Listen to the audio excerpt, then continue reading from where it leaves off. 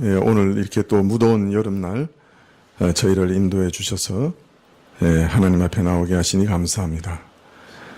주께 엎드려 구하는 것은 이 더운 여름에 무더운 날씨에 지치지 않게 해주시고 우리 성도님들 건강을 지켜주시기를 구합니다. 참 저희가 서로를 향해서 늘 깨어 있으면서 항상 간구해야 할 것인데 주님, 저희 마음이 깨어 있지 못해서 서로를 위해서 참 한 식구로 묶어주신 우리 교도를 위해서 기도하는 일에 등한히 하는 것을 용서하여 주옵소서. 주님께서 늘 저희 마음을 열어주시고 성도들을 사랑하며 또 관심 가지는 일을 허락하여 주셔서 주님 보이지 않고 헤어져 있다 할지라도 한 주간 동안 늘 서로를 향해 기도하는 기도가 끊이지 않도록 허락하여 주옵소서. 아버지 하나님, 환난과 공고를 당하여 참으로 고통 가운데 있는 심령들을 주님께서 일으켜 주시고 또 참 어떻게 해야 할지 몰라 선택의 기로에 있는 자들 가운데 진정한 지혜와 용기를 주시기를 원하옵고 주님, 오래 참음과 양선과 참으로 온갖 좋은 것들은 하나님 앞에서 받으실 만한 것들이니 저희가 참 그러한 좋은 것들을 따라가며 선하신 하나님을 닮아가며 항상 선에 힘쓰며 죄를 버릴 수 있도록 허락하여 주옵소서. 주님, 저희가 처음 구원받을 때에도 도무지 저희 능력으로나 저희 선행으로나 저희 행위로 구원받지 않았던 것처럼 참으로 늘 하나님께 나아가 은혜를 구할 때에도 오직 예수님의 이름으로 구할 수밖에 없으며 우리의 행위나 우리의 어떤 것으로 주께 좋은 것을 구할 수 없음을 잘 압니다. 주님, 저희가 주님의 은혜로 오늘도 서 있고 주님의 은혜로 주께 나아가오니 주께서 저희를 힘있게 붙들어 주옵소서. 무엇보다도 주님, 저희 가운데 성령의 임재가 충만하게 이루어질 수 있도록 허락하여 주옵소서. 한 주간 동안 사는 동안 저희가 항상 하나님을 의식할 수 있도록 성령께서 임재하여 주옵소서. 하나님께서 우리의 생각과 말과 행위를 보고 계심을 의식할 수 있도록 도와주시옵소서. 주님, 우리가 어떤 일들을 선택할 때마다 우리 마음 가운데 성령께서 함께하여 주시고 저희 악한 마음을 제어하여 주옵시고 주님, 주께서 선한 소망을 우리에게 부릴 듯 하사 항상 선을 쫓아 행할 수 있는 은혜를 얻게 하옵소서. 처음 구원 얻을 때에도 저희의 능력이 도무지 거기 더해지지 않은 것처럼 선을 행할 때에도 우리가 성화되어 가며 성령의 열매를 맺는 일에도 저희가 선을 택하는 일에도 도무지 참으로 우리의 힘으로는 할 수 없는 것을 주께 고백하오니 오직 성령 하나님께서 역사하시사 주님, 참으로 우리가 무능할 곳에 주의 전능하심을 드러내시고 우리의 가난한 곳에 주의 부요하심을 드러내시옵소서.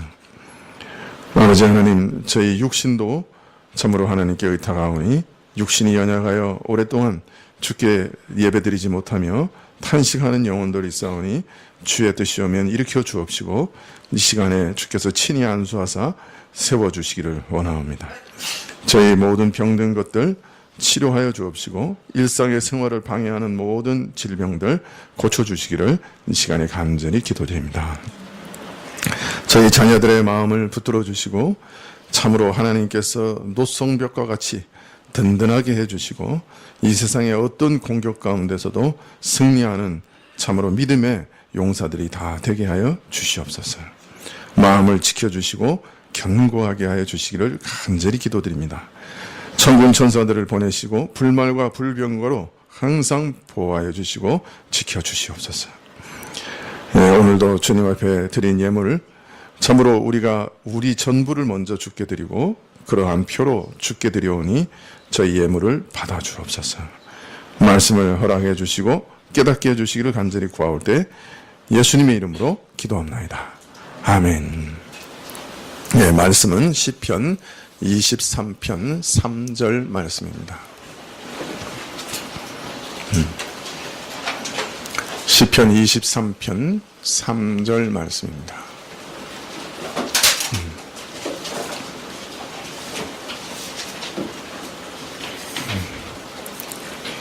시편 23편 3절 제가 봉독해 드리겠습니다. 내 영혼을 소생시키시고 자기 이름을 위하여 의의 길로 인도하시는도다. 아멘.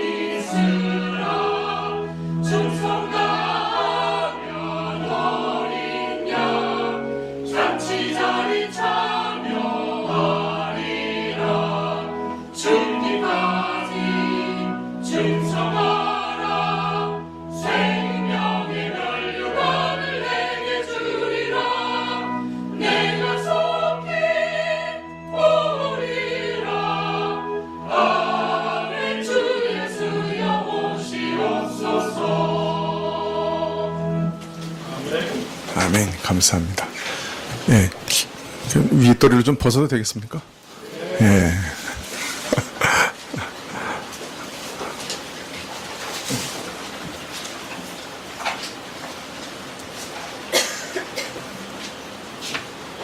예. 제가 처음 믿음 생활을 시작할 때, 큰 영향을 끼친 책이 하나 있습니다. 그래서 이제 코린텐 붐이라고 하는 분이 쓰신 주는 나의 피난처라 하는 책이었는데요. 이 코린텐 붐은 화란에 살고 있었던 여자분이었습니다. 그런데 2차 세계대전 기간 동안에 독일 치하에서 유대인들을 숨겨주다가 그만 발각되어서 온 가족이 체포되었습니다. 그리고 죽음의 나치 수용소로 보내졌죠. 거기서도 복음을 전하기 위해서 애썼지만 불행하게도 사랑하는 아버지와 언니 등 가족들을 수용소에서 잃고 종전이 되어 석방이 됩니다. 그는 이후 전쟁 피해자들을 치료하는 센터를 짓고 유럽과 미국 또 전 세계를 다니며 나치 수용소에서 경험한 일들을 간증하며 복음을 전합니다. 그녀는 이런 사역 가운데서 자기 언니를 죽인 간수를 만나게 되고 하나님의 은혜로 저를 용서함으로 자신이 경험한 하나님의 사랑과 용서를 또한 모든 사람들에게 전하는 도구가 되기도 하죠. 참 시대를 일깨운 복음 전도자로서의 삶을 살다가 가셨던 분입니다. 그런데 주는 나의 피난처라고 하는 책을 보면 이런 코리텐 붐의 믿음은 본래 그녀의 아버지로부터 영향을 받은 것이다 하는 것을 알 수 있습니다. 이 코리 여사의 아버지의 이름은 캐스터 텐 붐인데 시계방을 운영하는 참 평범한 시계공이었습니다. 이분은 그러나 아침과 저녁에 항상 가족과 함께 성경을 읽었고 자기 상점에서는 친절과 성실로 기쁘게 손님들을 섬기며 복음을 전했습니다. 그러나 시절은 경제적으로 매우 어려운 때였기 때문에 열심히 일해도 늘 가난했죠. 그러나 그 가난 중에서도 물질로 마음으로 이웃을 섬기는 일을 쉬지 않았습니다. 조금 이 에어컨을 풍량을 낮춰주실래요? 저는 그 책에서 아버지와 관련된 한 가지 일화가 아주 오랫동안 기억에 남습니다. 하루는 한 부자 손님이 와서 아주 비싼 시계를 현금으로 사겠다고 합니다. 그 시계만 팔면 온 가족이 얼마 동안은 고생 안 하고 살 수 있는 꽤 이득이 되는 거래였지요.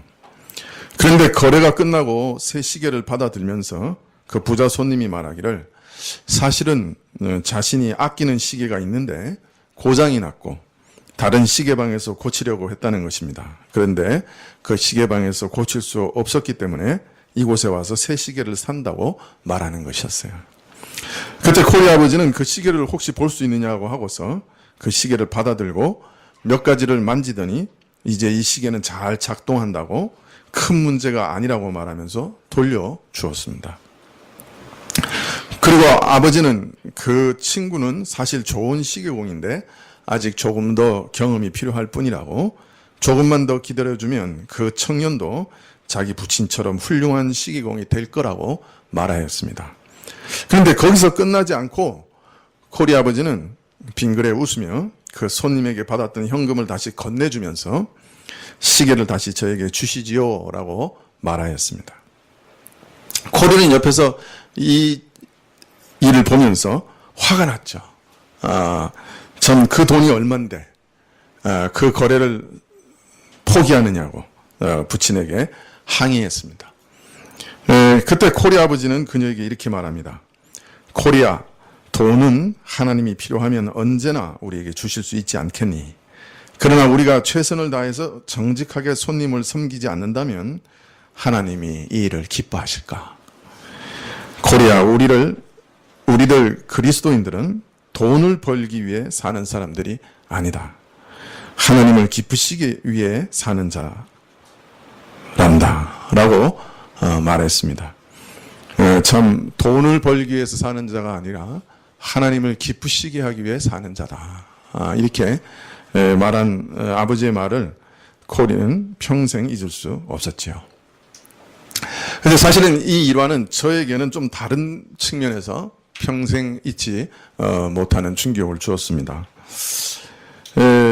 어떻게 상당한 이익을 얻을 수 있는 거래를 하나님을 기쁘시게 하기 위해서 포기할 수 있었을까? 아마 코리텐 붐의 아버지가 순간적으로 망설였을지도 모릅니다. 시계를 보여달라고 하지 않을 수도 있었고 고칠 수 있어도 고치지 않을 수도 있었습니다.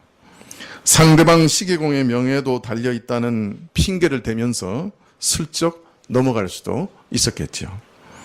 고쳐준 다음에도 이미 성사된 거래인이 돈을 돌려주지 않고 기존 거래를 고집할 수도 있었을 겁니다.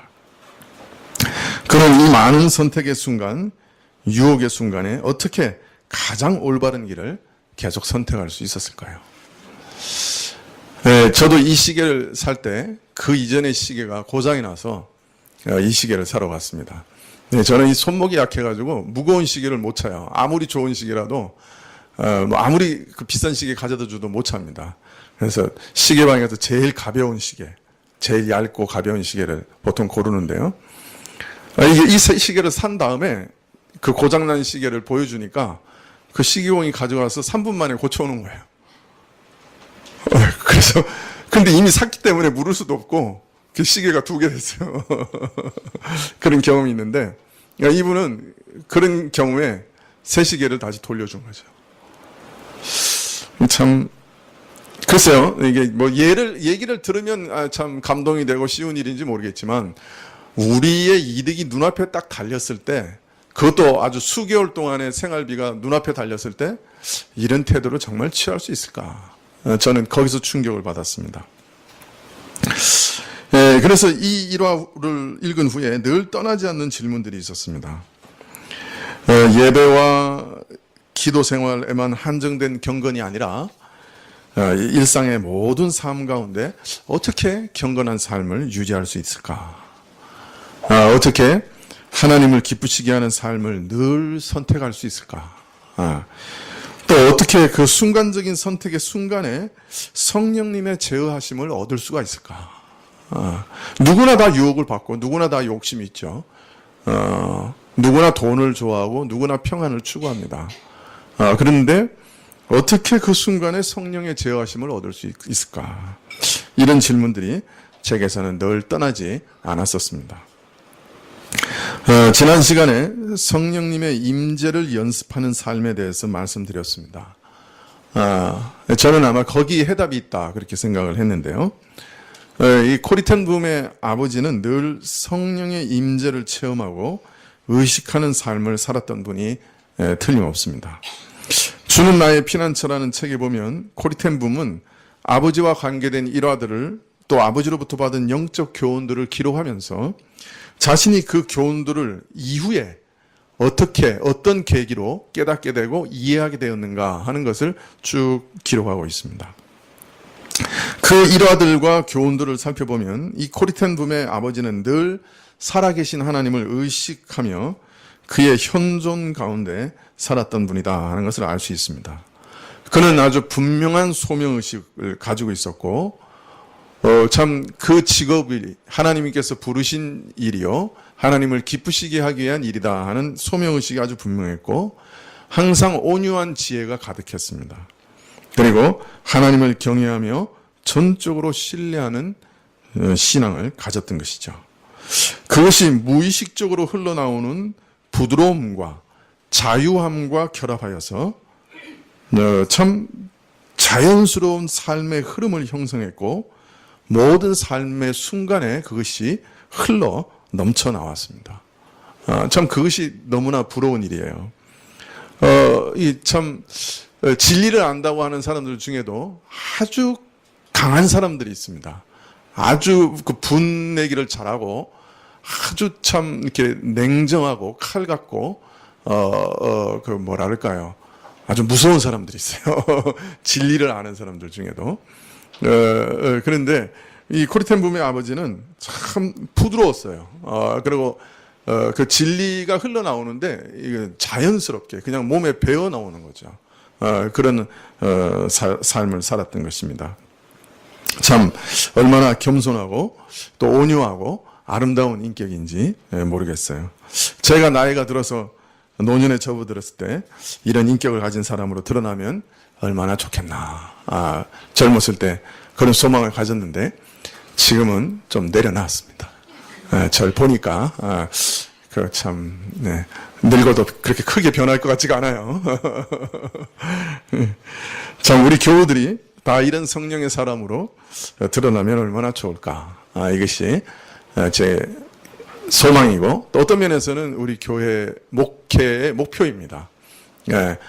우리 성도님들의 삶의 그 일상 삶 속에서 성령의 자유함과 인도하심과 또 온유하심 그리고 진리가 이렇게 자연스럽게 흘러나오는 삶이 되는 것, 이것이 제가 소망하는 것입니다. 지난 시간에 성령님께서 늘 우리와 함께 계시지만 내 안에 분명 계시지만 이 성령께서 나와 함께 계시다 하는 것을 뚜렷하게 드러내셔서 나로 하여금 나도 그 사실을 알고 경험하게 하는 것을 성령의 임재라고 말한다고 말씀드렸습니다. 우리가 성령의 충만을 받으라 하는 말을 많이 듣는데요. 사실 성령의 충만이라고 하는 것은 지속적으로 하나님의 충만한 임재 가운데 사는 것을 의미합니다. 성령이 충만하면 하나님의 인격적인 현존을 우리가 늘 체험하면서 살아가게 되어 있습니다. 임재, 성령의 임재하심을 의식하면서 살아가게 되는 것이죠. 그리고 이처럼 우리가 성령의 임재를 경험하게 될 때는 성령께서 우리 마음 구석구석을 이제 지배하게 되시고 제어하시고 다스리시고 인도하십니다. 그래서 우리의 생각도 지배하시고요. 우리의 욕망도 지배하세요. 더 놀라운 것은 성령께서는 우리의 무의식까지도 지배하십니다.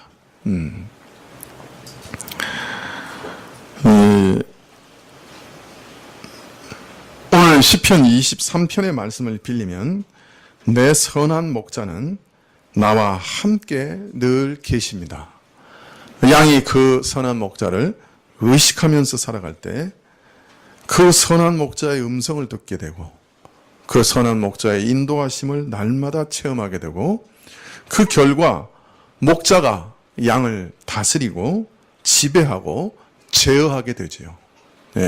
성령 하나님의 충만하심을 경험한다 하는 그 말은 항상 나의 목자 되신 하나님을, 성삼위 하나님을, 성령 하나님을 의식하고 그 하나님이 내 곁에 계신 것을, 나와 매우 가까이 계신 것을, 나를 지금도 인도하고 계신 것을 의식하게 되는 것을 말하는 것입니다. 자, 어떻게 지난 한 주간 동안 성령의 임재를 실제로 연습해 보셨나요? 어때요?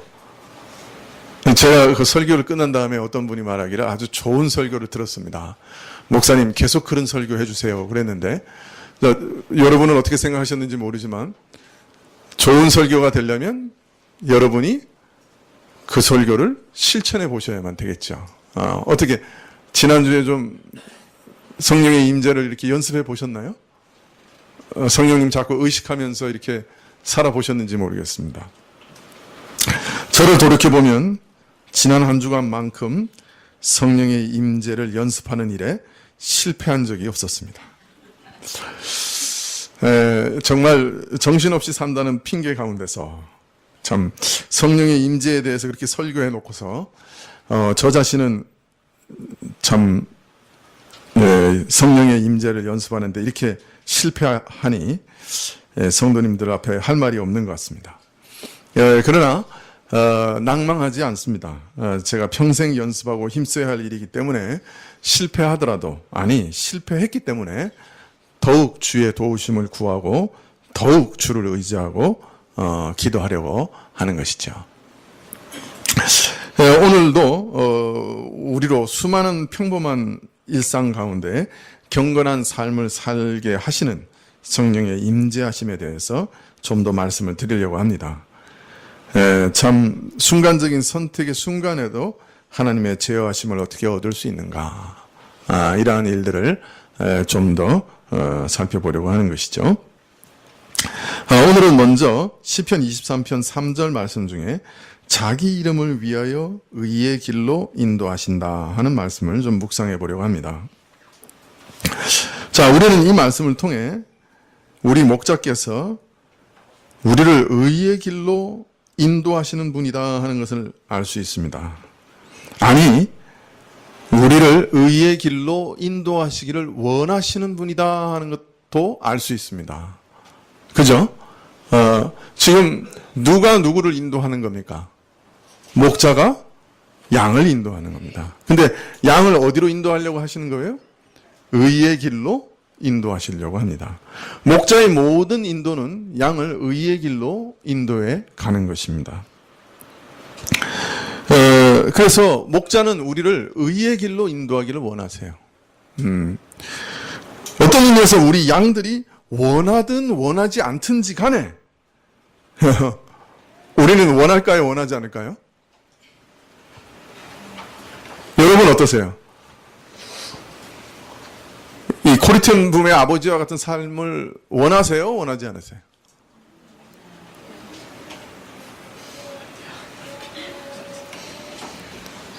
설교를 들을 때는 원하시고 일상생활 할 때는 안 원하시고, 이게 우리가 두 가지 문제가, 우리 문제가 거기 있어요. 사실은 우리가 두 가지 마음을 다 품고 있다는 게 문제인데, 하여튼 양이 원하든 원하지 않든지 간에 목자는 우리를 의의 길로 인도하시려고 한다고 하는 사실이 여기 아주 분명히 기록되어 있습니다.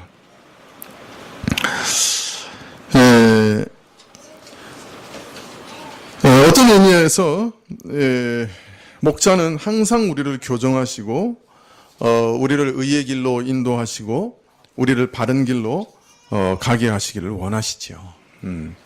그래서 이 말씀을 성령 충만과 연결시켜 보면 사실은 성령 충만을 우리가 원하는 것보다 성령께서 우리에게 성령으로 충만하게 하시려고 하는 것을 더 원하시죠. 무슨 말인지 이해가 되세요? 그러니까 우리는 자꾸 착각하는 게 있는데, 나는 성령의 충만함을 원하지만 성령님은 줄까 말까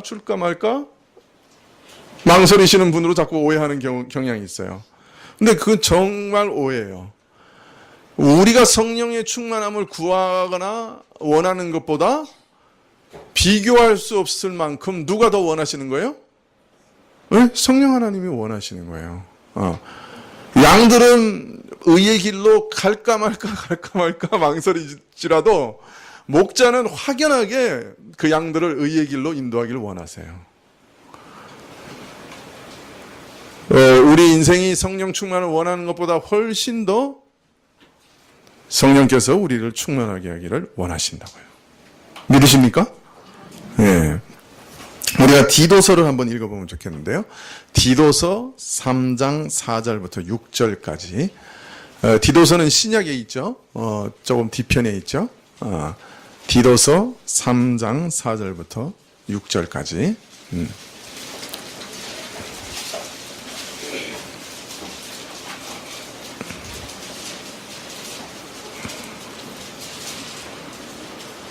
예, 다 찾으셨어요? 예. 디도서 3장 4절부터 6절까지. 예, 같이 한번 큰 소리를 읽어볼까요? 시작. 우리 구주 하나님의 자비와 사람 사랑하심을 나타내실 때 우리를 구원하시되 우리의 행한 바 의로운 행위로 말미암지 아니하고 오직 그의 긍휼하심을 쫓아 중생의 시승과 성령의 새롭게 하심으로 하셨나니 성령을 우리 구주 예수 그리스도로 말미암아 우리에게 풍성히 부어주사. 예, 아마 이 말씀을 자세히 해석하려고 해도 아마 몇 시간이 걸릴 거예요. 저는 참 이 말씀 좋아하는데요. 먼저 4절에 보면 우리 구주 하나님의 자비와 사랑, 사람 사랑하심을 나타내실 때 우리를 구원하시되. 자, 그러니까 우리를 구원하신 모든 일은 무엇 때문에 이루어진 일이라는 거예요? 예? 무엇 때문에? 예? 구주 하나님의 자비와 사람 사랑하심 때문에 이루어진 거예요. 그러니까 여러분이 복음을 전해 듣고 그래, 나도 이제 예수님 믿어야 되겠다라고 고백하게 되고 주님께 자기 영혼을 맡기게 된 이 모든 일에는 먼저 누가 나를 사랑한 일이 있었다는 거예요. 예, 하나님이 나를 사랑하신 일이 있었다는 거예요. 여러분이 복음을 듣고 복음을 통해서 하나님의 부르심의 음성을 듣고 나도 죄인이니까 내 죄를 내가 해결할 수 없으니까 나도 예수님께 가야 되겠다라고 결심하게 된 그 모든 일이 사실은 밑바닥에는 무엇 때문에? 하나님이 나를 사랑하신 것 때문에 그 일이 일어났다는 거예요. 그러니까 여러분이 오늘 이 자리에 앉아서 복음을 듣고 복음의 초청을 듣고 있는 것 자체도 이미 하나님의 사랑하심 때문에 여러분이 여기 와 있는 거예요. 여러분이 무슨 동기로 여기 와 있는지 모르지만 그러나 하여튼 여러분이 여기 와 있는 것 자체에 복음을 듣고 있는 이 자체도 사실은 하나님이 여러분을 지극히 사랑하시다고 하는 사인이에요. 하나님의 사랑하심 때문에 이 일이 일어나고 있는 거예요. 가장 근본적인 것은 그 이유예요. 여러분 믿으셔야 돼요. 아, 하나님이 나를 이렇게 사랑하셨구나. 그래서 나를 여기 지금 이렇게 부르셨구나. 그래서 나를 복음으로 초청하시고 나를 구원하셨구나. 여러분, 하나님이 여러분을 먼저 사랑하셨다고 하는 것을 믿으셔야 돼요.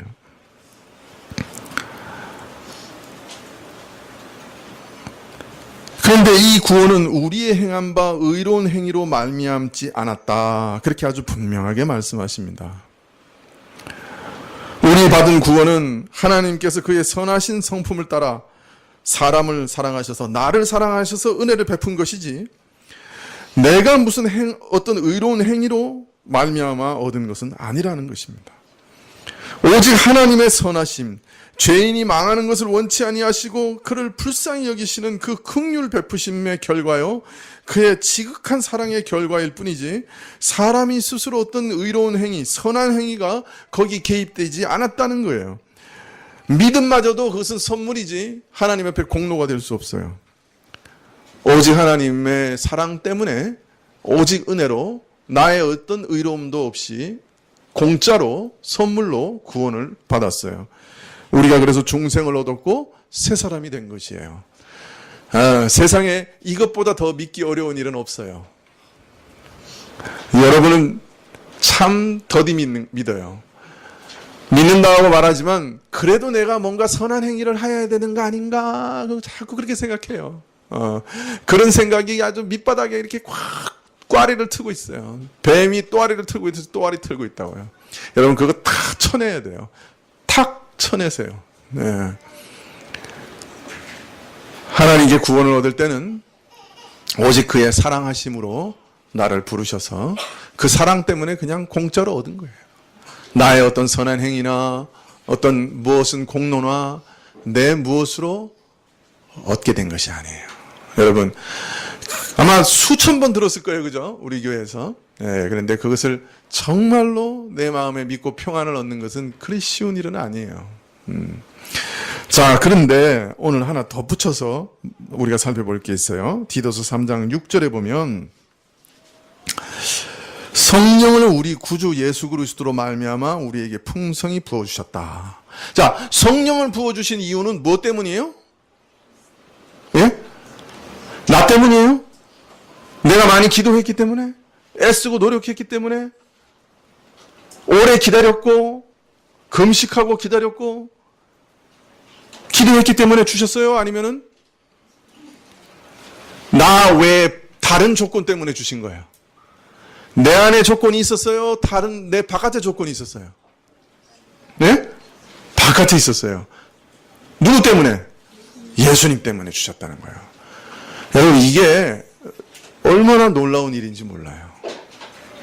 성령 하나님도 내 어떤 행위나 선행에 관계없이 오직 예수 그리스도로 말미암아 풍성히 부어주셨다 그래요. 성령 충만도 우리 구원과 마찬가지예요. 그리스도 안에서 모든 신자에게 값없이 주시는 은혜예요. 성령 충만은 인간이 피나는 노력으로 대가로 쟁취해야 되는 무엇이 아니에요. 우리 주님께서 우리 죄인에게 성령을 충만히 주실 수 있는 모든 조건을 다 충족시켜 주셨어요. 예수님께서 십자가와 부활을 통해서 성령이 우리에게 오실 수 있는 길을 활짝 열어놓으셨어요.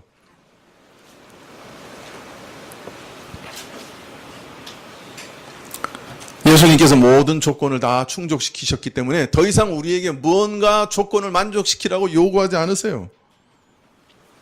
그래서 오직 우리는 은혜로 성령의 충만을 받아요. 십자가 앞에 나아가 주의 공로를 의지함으로 성령의 충만을 받아요. 그래서 신자는 처음 믿을 때부터 성령의 내주하심을 얻었고 성령의 충만함으로 항상 살아갈 수 있는 영광스러운 특권을 그때 이미 함께 얻은 거예요. 처음 믿을 때. 그래서 성령은 값없이 오직 믿음으로 충만하게 되는 것이에요. 아니, 성령님은 오히려 우리에게 먼저 충만하게 임재하시고 우리를 주관하시려고 하시는 거예요. 우리에게 오시고 우리를 교정하시고 우리를 의의 길로 인도하시려고 지금도 끊임없이 우리에게 오시는 거예요. 그러므로 이제 우리 신자들에게는 성령의 역사를 거스르지 말고 잘 순종해야 할 책임이 있는 것이에요. 그러므로 성령으로 충만하라고 하는 성경의 명령은 없는 성령을 내가 받으라는 의미가 아니라 성령께서는 너희 안에 이미 계시고 또 충만하게 임재하시려고 하시니 너희 가운데 계신 성령님을 슬프시게 하지 말고 그의 인도하심에 순종함으로 성령께서 너희를 충만하게 다스리도록 하라. 성령께서 너희를 온전히 주관하게 하도록 하라 하는 의미예요. 성령으로 충만하라 하는 말의 의미가 바로 그 말씀입니다. 전통교회와는 달리 오순절 계통의 교회는 이 성령 충만을 신자들이 믿은 후에 받아야 할 2차적인 은혜라고 주장합니다. 오순절 계통의 교회들은 사도행전을 오해해서 신자는 중생 후에 2차적으로 다시금 성령으로 충만해져야 된다고 주장합니다. 이들은 잘못된 성경 해석 때문에 참 이런 2차적인 은혜를 주장하게 되었어요. 우리가 사도행전 배울 때 그런 잘못된 성경 해석에 대해서는 이미 말씀드렸기 때문에 지금 다시 말하지는 않겠습니다. 조금 전에 말씀드린 대로 성령 충만하고 하라는 권면은 너희 안에 성령께서 이미 함께 계시다는 사실을 전제로 하는 말씀이요. 이제 너희 가운데 계신 성령님을 슬프게 하지 말고 그 인도하심에 순종함으로써 성령께서 항상 너희를 충만하게 다스리시고 통치하시게 하라는 말씀입니다. 따라서 성령 충만은 중생 후에 받는 2차적인 은혜가 아니라 예수님을 처음 믿을 때부터 누리는 은혜인 것이에요. 모든 신자들은 처음 예수님을 믿을 때부터 성령을 받았고 그 성령님으로 계속 인도함을 받고 충만함을 받을 특권을 이미 얻은 것이에요. 사실 그리스도를 믿을 때 그리스도와 온전히 연합되는데 바로 성령님을 통해서 성령님이 내 안에 내가 성령님 안에 들어가는 그 연합으로 그리스도와 연합하게 되는 거예요. 그래서 성령 충만은 2차적인 별다른 은혜가 아니라 내가 기다리고 어떤 조건을 충족시켜야 얻을 수 있는 별다른 은혜가 아니라 모든 신자들이 매일 새롭게 체험해야 할 은혜인 것이에요. 2차적인 은혜라고 안 그러니까 또 이미 오셨으니까 또 구하지도 않아요. 이 XX들이. 순복음교회나 이런 오순절 계통은 2차적인 은혜라 그러니까 매일 구해요. 그래서 또 성령의 충만을 받아요. 어느 쪽이 좋은지 모르겠어요. 교리는 틀린데 성령의 충만함은 받아요. 교리는 맞는데 성령의 충만함은 못 받아. 어느 게 나은 거예요?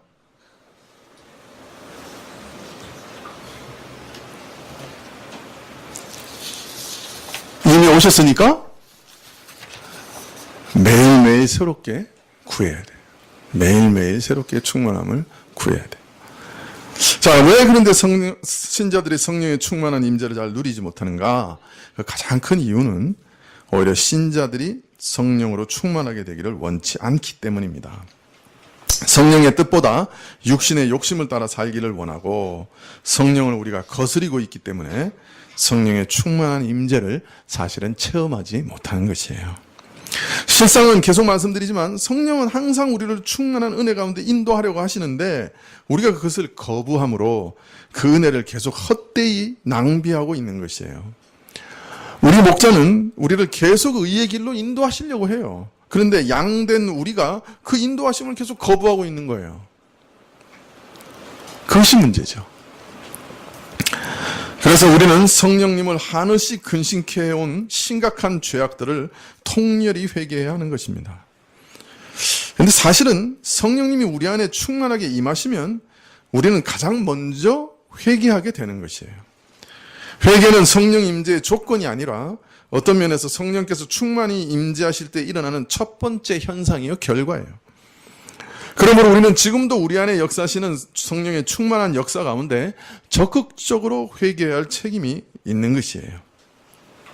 그래서 성령 충만은 하나님의 주권적인 은혜인 동시에 인간의 책임이기도 해요. 성령의 임재는 하나님의 선물이며 하나님께서는 끊임없이 이 은혜를 우리에게 주시고 계세요. 다만 우리가 이 은혜를 거부하고 거스르고 있는 것이에요. 우리가 성령님을 거스르는 죄를 회개하고 성령의 임재를 연습해야 하는 이유가 여기 있습니다. 먼저 주시지 않는데 우리가 어떻게 연습할 수 있겠어요? 그죠? 끊임없이 성령께서 우리를 찾아오시니까 우리가 성령의 임재를 경험하는 연습을 계속 할 수 있는 것이에요. 성령 충만한 상태를 유지하는 일에는 신자가 분명히 책임을 지는 것입니다. 우리 목자는 항상 우리를 돌아보시고 나를 부르시고 인도하십니다. 그런데 내가 그 인도하심을 거부하고 내가 곁길로 가고 내가 그릇 행하며 제 길로 가는 것이에요. 내가 목자의 인도하심하에 계속 살아가려면 내 스스로 곁길로 가는 것을 회개하고 돌이키고 주를 계속 따라가야만 하는 것이죠. 성령 충만이 2차적인 은혜라고 강조하는 분들은 성령 충만을 받기 위해서는 여러 가지 조건을 충족해야 한다고 가르칩니다. 예를 들면 먼저 자기를 온전히 비워야 하고 자신이 알고 있는 모든 죄를 청산해야 하고 자신의 모든 것을 주님께 양도해야 하고 주님께 전적으로 순종해야 하고 그리고 마지막으로 하나님의 약속을 믿어야 한다. 이렇게 가르칩니다. 믿음이 항상 마지막 단계에 제시되고 있어요. 앞에 있는 전제 조건을 다 이룬 다음에 믿음으로 구하면 성령을 주신다. 이렇게 가르칩니다. 그런데 한번 생각해 보세요. 자신을 온전히 비우고 자신이 알고 있는 모든 죄를 청산하고 자신의 모든 것을 주님께 양도하고 주님께 전적으로 순종한다면 순종해야 성령 충만을 받을 수 있다면 아마 저 같은 사람은 죽은 후에나 성령 충만을 받지 않을까 그렇게 생각이 드는데 여러분은 어떠세요?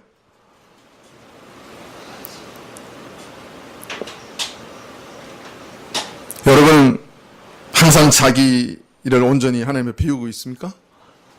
여러분이 알고 있는 모든 죄를 다 청산하고 있어요? 자신의 모든 것을 주님께 양도하셨어요? 주님께 전적으로 순종하고 있습니까?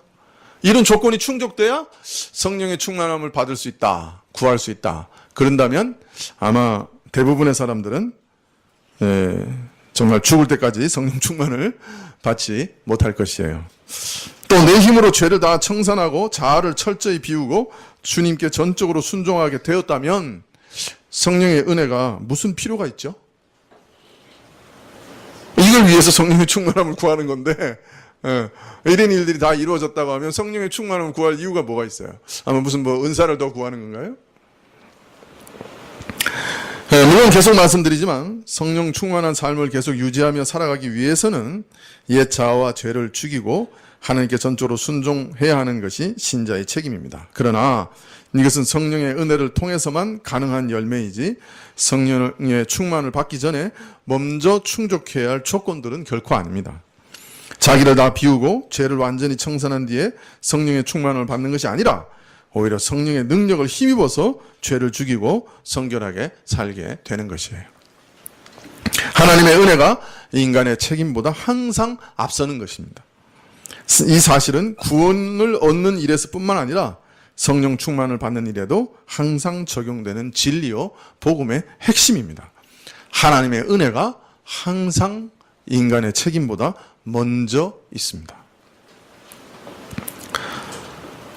여러분 사실 초대교회에서 오순절날 교회에 성령이 주어졌을 때 어떻게 성공한 제자들에게 주어졌습니까? 철저히 실패한 제자들에게 주어졌습니까? 어때요? 완전히 모든 것을 다 성공적으로 이룬 제자들에게 주어졌어요? 철저히 실패한 제자들에게 주어졌어요? 네? 실패한 자들에게 주어졌죠. 네, 예수님을 버리고 뿔뿔이 도망쳤던 제자들, 작은 어린 여종 앞에서도 예수님을 저주하면서 부인했던 베드로, 이런 실패자들에게 주신 선물이 정말 예수님을 증거하는 것이 아니라 시인하는 것조차 불가능했던 제자들에게 주셨던 이런 실패자들에게 주신 선물이 바로 오순절날의 성령 충만이었습니다. 성령 충만은 그래서 우리의 신실함에 대한 보상이 아니라 우리의 실패에 대한 하나님의 대책입니다. 성령은 실패한 자들에게 주시는 하나님의 긍휼과 자비입니다. 성령은 실패한 자들에게 주시는 선물입니다. 우리가 그걸 잊어버리지 말아야 돼요. 만약 성령이 성공한 자들에게만 주어지는 은혜라고 하면 우리같이 매일 죄 짓는 자들에게는 아무 상관이 없는 은혜예요.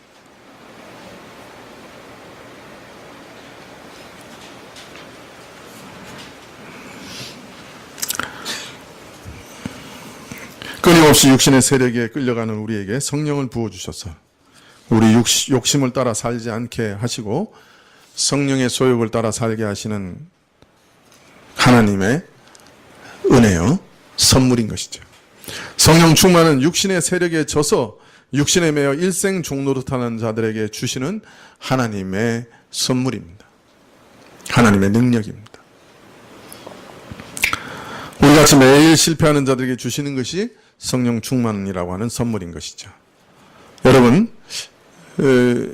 어떤 면에서 속지 마세요. 무슨 조건을 먼저 다 채운 다음에 성령을 구하려고 그런 생각하지 마시라고요. 그냥 오늘 입을 벌려 구하십시오. 오늘 믿음으로 성령의 충만함을 구하시기를 바랍니다. 오늘도 실패하는 처참한 삶을 그대로 인정하면서 그러나 이 실패 때문에 성령의 충만함을 구하시기를 바랍니다. 하나님께서 자비와 긍휼 가운데 분명 응답해 주실 것입니다. 성령의 충만함을 구하십시오. 기도하시겠습니다.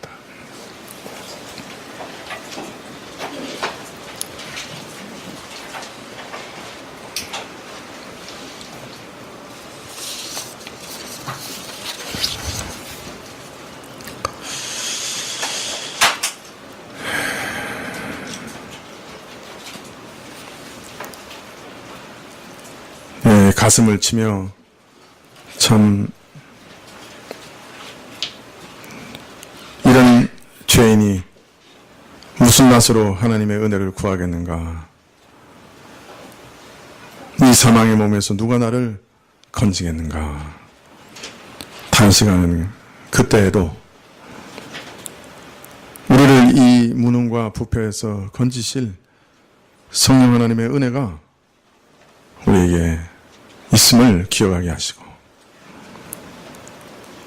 날마다 나를 위해 죽으신 그리스도의 은혜로 그 공로만 의지하여 주께 나아가며 주 예수님의 이름으로만 성령을 구하게 하옵소서. 성령께서 우리에게 오셔서 우리가 할 수 없는 일들을 행하시고 우리를 제어해 주시고 참 세상으로 치닫는 우리 마음들을 붙들어 주시고 우리의 욕심을 바꾸어 주시고 우리의 소망을 새롭게 하시는 은혜가 주어질 때까지 주님께 성령의 임재하심을 구하게 하시기를 간절히 기도드립니다. 우리 삶 가운데 성령의 자유하신 그 인도하심이 그 온유한 지혜가 물 흐르듯이 흘러나올 수 있도록 부드러움과 친절함, 상냥함과 사랑이 물 흐르듯이 흘러나올 수 있도록 우리를 변화시켜 주시고 우리 옛사람을 부인하게 하시고 깨트려 주시고 참으로 성령께서 우리 안에 충만하게 드러나시기를 간절히 기도드립니다. 예수님의 이름으로 기도합나이다. 아멘. 407장 찬송하시겠습니다.